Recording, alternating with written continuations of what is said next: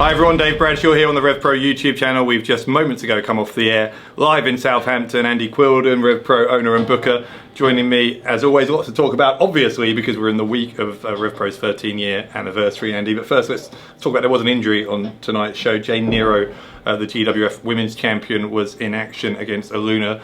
The match hadn't been going very long. It had to be stopped because of an injury to Nero. Can you give us any update on that?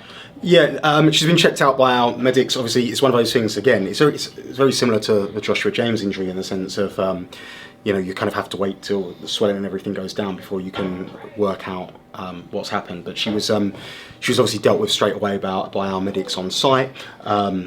And she's gutted more than anything. So physically, she's obviously going to recover, but I just feel she's gutted because obviously she had that. She was a part of our double impact weekend last week with GWF, and it was a great time that we had. And she put up a great showing there against Myla Grace, and we were hoping to kind of have big things for Jane Nero here in Rev Pro, and I'm sure we still will when she's recovered. But it's just one of those things of, it felt like this could have been the start of a lot of momentum for her. So frustration, sadness, anger, pain, all those emotions kind of combined. But yeah, we'll be sure to obviously keep updated, and obviously our thoughts are with Jane Nero right now. And obviously she'll be going to just get herself checked out at a hospital before she gets on her flight back to Germany. But like I say, I couldn't be more gutted for her because of, I know how excited she was to be competing here tonight. And as well, it's just one of those things as well where it was just such a freak injury. It wasn't. It was her throwing an uppercut at her opponent, and it was just, I don't know, that just it's like one of those things, isn't it? It's like, I mean, it probably, if it didn't happen tonight, it probably would have happened tomorrow, or walking down the street, or walking down some stairs. So it's just so unfortunate that this happened. But I'm sure she'll come. If she approaches this the right way, she'll come back stronger from it. But she's certainly got a place in Revolution Pro Wrestling when she's back to 100%. Let's talk about the Great British Tag League if we can. Both the final matches in both Block A and Block B taking place. I'll talk about Block A first. It was pretty simple maths really, because either Cowboy Way defeated GYV or any other result would mean the Grizzled Young Veterans won the block. In the end though, Cowboy Way got the win. Yeah, absolutely, and it's one of those things, isn't it? I always say the two things you like to have are points on the board, and you also want it to be in your own hands. You don't want it to be fate to be in the hands of other results in that night. So realistically speaking, both teams went into it safe in the knowledge that if they get the job done, then they advance through. And obviously GYV had were in that slightly better position in terms of they knew a draw would do for them, but the way it went down, it was a bit of a barn burner, wasn't it? And it was a great heavyweight tag team match. Fantastic contest, very befitting of the Great British Tag League, where we've seen some fantastic action, and the Cowboy Way really storming into it these last 7 days, haven't they? And got themselves into that final, which I guess you might want to segue into now. Yeah, so Block B could have been a lot more complicated, of course, because if CPF had defeated True and Lacey in the first tag team match of the night, there was all sorts of possible permutations. As it was, True and Lacey got the win over CPF, which made things very easy in our main event, because it was much more like Block A. This time, though, for the Sons of Southampton, either they defeated Mills and Joshua, or any other result would mean Mills and Joshua won the block, and ultimately they did. Clean sweep for Mills and Joshua. Yeah, dominant victory when you look and see a set of results for Mills and Joshua. Of course, former British Tag Team Champions.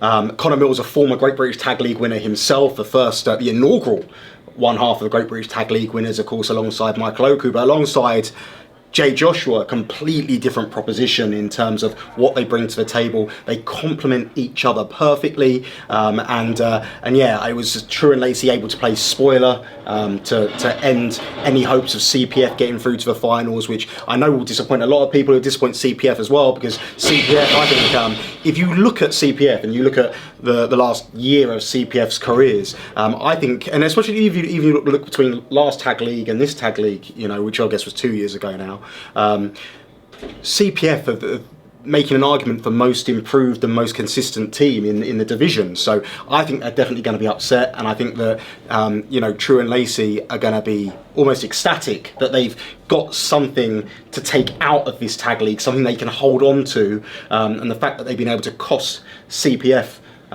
their place in the finals, so to speak, or the chance to have a place in the finals, has led to this kind of happening.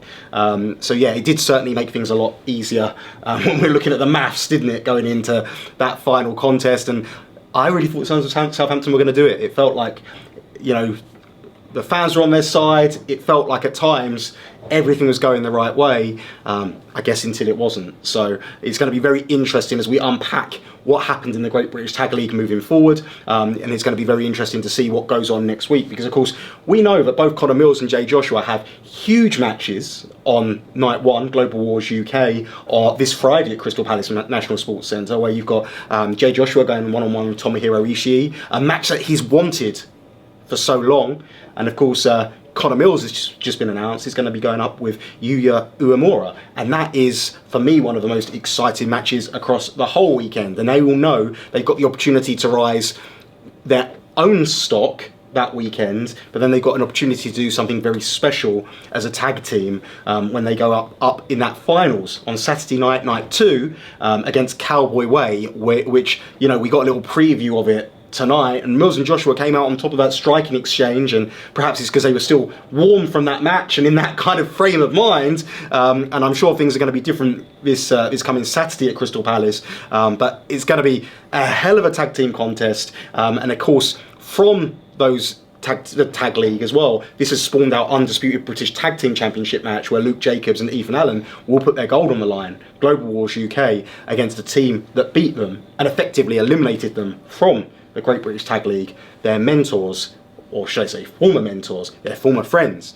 the Grizzled Young Veterans. And I think that the contest between GYV and the Young Guns, a lot more personal now, a lot more personal now, and I think there's going to be so much more venom, and I feel like this contest is going to be completely different from their Tag League match, and if you're a fan of professional wrestling full stop, but if you're a fan of tag team wrestling, the art of tag team wrestling, then make sure you get yourself to Crystal Palace National Sports Centre, both Friday and Saturday, because I think both those tag matches, the Tag Team Championship match and the Tag League finals, are going to be ones that you don't want to miss.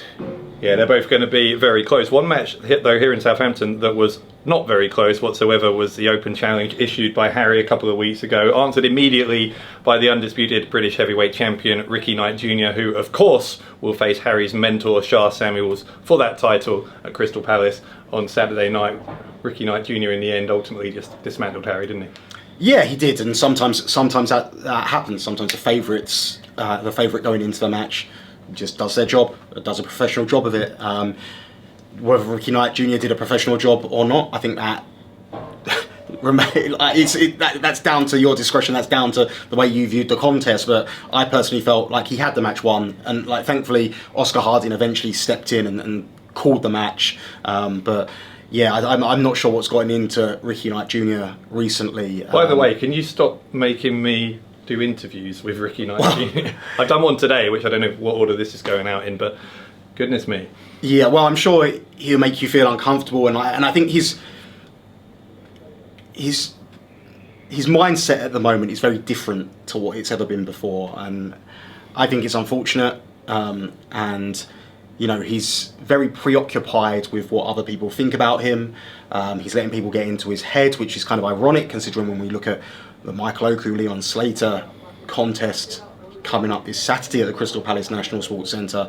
A lot of that is around who's in the other person's head, when I feel both of those guys are in Ricky Knight Jr.'s head, and you see that, you know, when he comes to the ring, you see that when he opens his mouth, you see that when he's involved in interviews, and I think he feels offended by the fact that, you know, people like yourself, Dave, would call Michael Oku and Leon Slater the biggest match in British wrestling, when he's the undisputed British Heavyweight Champion. He holds the most important championship in the whole of independent professional wrestling, and I think that he feels that should come with a level of respect.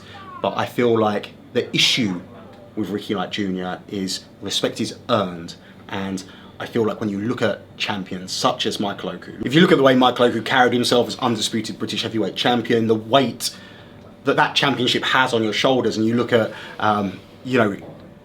he said, he warned all challengers, you know, this isn't easy. Will Ospreay warned all challengers, this isn't easy. And I remember the words from Will Ospreay's mouth when he said, I'm so tired. I'm so tired. They were the words that the burden of carrying that such an important piece of championship gold had upon the best wrestler in the world. So, you know, if it's going to have that effect on Will Ospreay, it's going to have that effect on Michael Oku. It's already had that effect on Ricky Knight Jr. one time before. And he's determined that it's not going to happen again. But in order for it to not happen again, he's left all his principles at the door. And I think that's a shame, because from for my money, Ricky Knight Jr. is still one of the best wrestlers in the world today. And I feel like I just wish he'd conduct himself like such. Now, we are going to talk, obviously, about the anniversary weekend in just a second, but I do want to rewind just slightly, because since we last spoke, you and a lot of the roster have been over to Berlin for Double Impact, 2 nights last weekend with our friends at GWF. How was it? Seemed like a great time. It was great without you, Dave. I'm sorry, mate.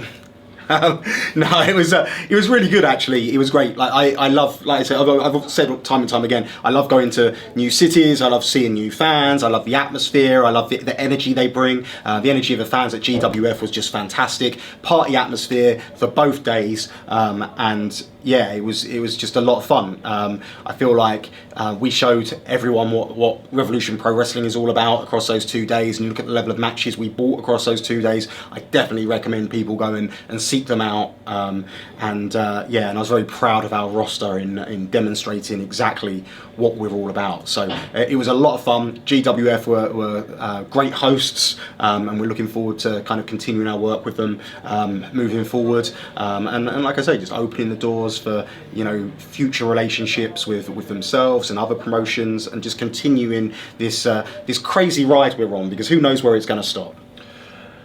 Right. It's time for me to try and get some exclusives out of you, because we are just days away, obviously, from Global Wars UK on Friday, and then the night 2 of the 13-year anniversary on Saturday, both of them at the Crystal Palace National Sports Centre. We don't have full cards announced for either of those shows yet, but there's been a flurry of announcements over the past week. You want to give me any scoops? It's just been a busy time, Dave, like making stuff happen, getting the matches in the ring. You know, I say to people all the time, like, you know, I understand there's frustration amongst some people saying, you know, they would want matches announced earlier, etc. And I always look at it and I say, I'm always going to deliver the absolute best I can. That's what Pro Wrestling at its best is all about. We deliver the absolute best. So, you know, sometimes it means having to be a little bit patient. Sometimes it means we have to wait for the right pieces to fall in the right places to make stuff happen. But I'm super pumped for these 2 days, because we've got you know, 2 great days of action. And no, I'm not going to tell you any more. Can I tell you some more?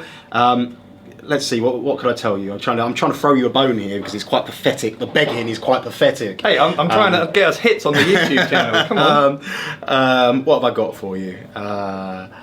We're gonna have.